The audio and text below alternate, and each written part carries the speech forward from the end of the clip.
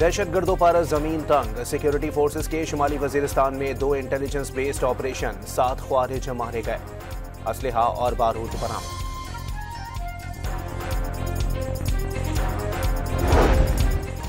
उस्मा खान ने बानी पीटीआई को मुकम्मल सेहतमंद करार दे दिया। साबिक वजीर आजम की बहन की अडियाला जेल में 29 रोज बाद भाई से मुलाकात। मीडिया से गुफ्तगू में बानी को कैद तन्हाई में रखे जाने का इल्जाम। अपोजिशन के शोर शराबे में कौमी कमीशन बराए अक़लियती तहफ़्फ़ुज़ तरमीमी बिल कसरत राय से मंजूर। सदर आसिफ अली जरदारी और कामरान मुर्तज़ा की तजावीज़ भी शामिल। पीपल्स पार्टी के अब्दुल कादिर पटेल का एहतजाजन पार्लियामेंट के मुश्तरका इजलास से वॉकआउट।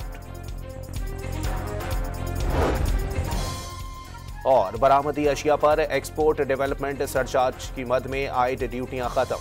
FBR ने नोटिफिकेशन जारी कर दिया।